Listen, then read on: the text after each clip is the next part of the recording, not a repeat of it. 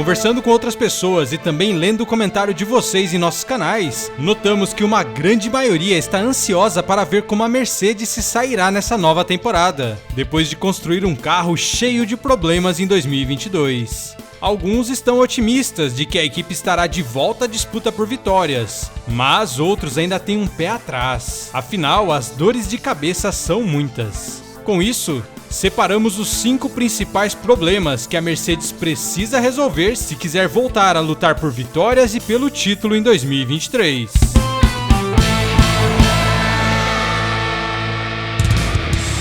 O W13 foi o primeiro carro da Mercedes nessa nova geração da Fórmula 1. E mesmo inicialmente parecendo apenas mais um carro igual aos outros nos testes de pré-temporada, pouco depois a equipe lançou um projeto ousado e inovador, seguindo uma linha que nenhuma das outras equipes tinha pensado.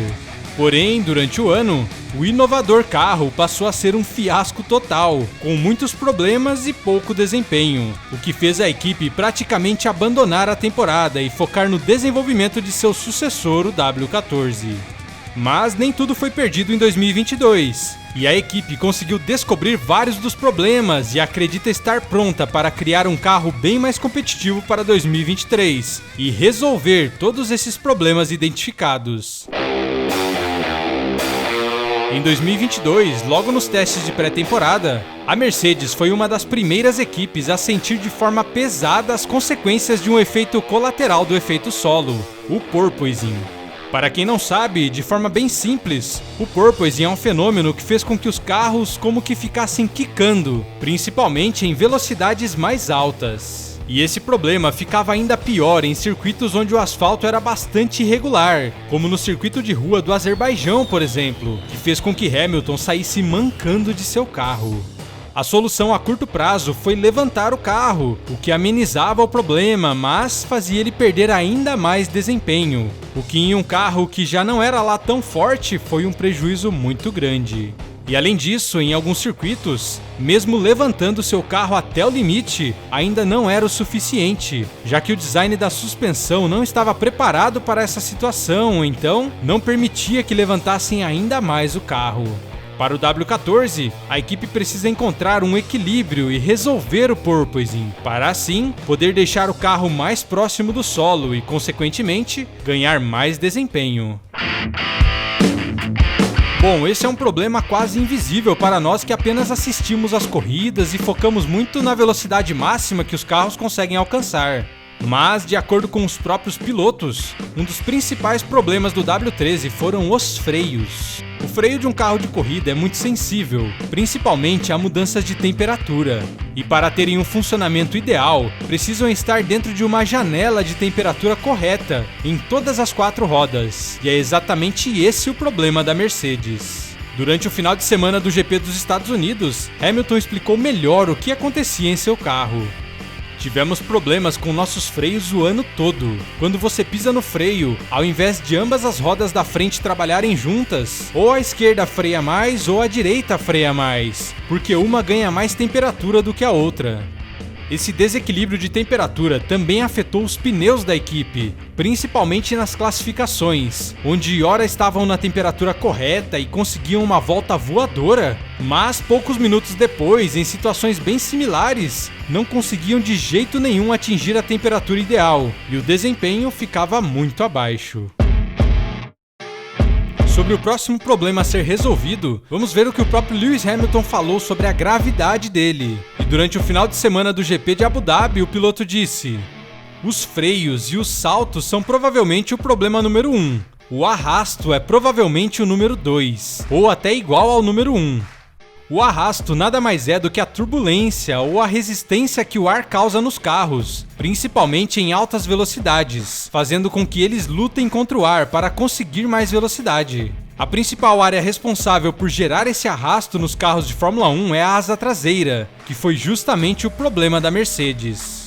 Para reduzir o porpoising, como vimos, a equipe precisou levantar seu carro, o que fez ela perder bastante desempenho, já que os carros atuais, que se utilizam do efeito solo, dependem de estar bastante colados no chão para gerar esse desempenho e também ganhar aderência nas curvas. Para compensar a falta desse desempenho e aderência, a Mercedes precisou apostar em asas traseiras maiores, o que deixou o carro mais fácil de guiar, mas aumentou o arrasto e assim diminuiu a velocidade, principalmente em longas retas, onde o carro da Mercedes, mesmo com a asa traseira móvel aberta, muitas vezes não conseguia ultrapassar ou se aproximar dos carros à frente. Toto Wolff afirmou que perderam cerca de 6 décimos por volta nas retas, o que por si só já deixaria a equipe muito atrás de seus adversários. A notícia boa é que, resolvendo outros problemas relacionados ao porpoising, provavelmente a equipe não precisará mais usar uma asa traseira tão grande no W14 e, assim, esse problema do arrasto deve diminuir bastante. Como boa parte da geração de desempenho dos novos carros dependem não da parte visível, mas sim do assoalho, a Mercedes também teve problemas com isso, principalmente devido ao design de seu carro e dos sidepods menores do que o normal. O diretor técnico da Mercedes, Mike Elliott, explica em mais detalhes o motivo. Fazer um sidepod mais estreito significa que temos um grande assoalho balançando, e gerenciar a rigidez dele se torna um desafio. Resumidamente, esse assoalho que fica sobrando do lado do carro da Mercedes acaba não tendo muito onde se sustentar, e com isso, ele se torce facilmente, o que para o efeito solo é péssimo e potencializa efeitos colaterais como o próprio porpoising. Durante o ano, a equipe aplicou várias atualizações, algumas delas que deram muito o que falar, visando firmar mais esse assoalho, o que no final gerou outro efeito colateral, que foi o aumento do peso e, novamente, a perda do desempenho por isso. Por mais que o motor Mercedes foi o mais confiável da temporada de 2022, ele ainda não foi o mais potente, ficando um pouco abaixo de suas principais rivais. E por mais que o desenvolvimento visando ganhar desempenho nesses motores esteja congelado, ou seja, está proibido pelo regulamento, existem algumas brechas que, no final, podem trazer alguns cavalos a mais de potência. E é exatamente nisso que a equipe trabalhou em 2022 e principalmente após a temporada. O que se é dito é que melhorias foram realizadas no combustível e nos lubrificantes utilizados, visando reduzir o atrito das peças internas desse motor, e contando ainda com melhorias nos sistemas de gerenciamento do motor e na confiabilidade, que possibilitam que a equipe force esse motor acima do que fizeram em 2022 e, com isso, consiga extrair ainda mais desempenho dele, que é o que deve ocorrer no W14.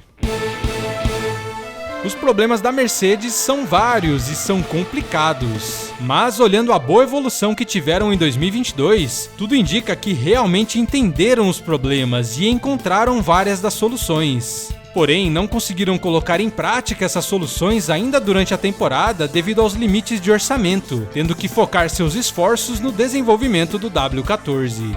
Dentro da equipe, o otimismo domina e todos esperam ter um início de ano mais forte do que 2022 e, assim, evoluir ainda mais conforme as corridas passam e, se possível, voltar a disputar o campeonato já nessa temporada. Mas quero saber de você, acha que a Mercedes solucionará todos esses problemas? Ou ainda podemos ver alguns deles atormentando Hamilton e Russell daqui a alguns dias?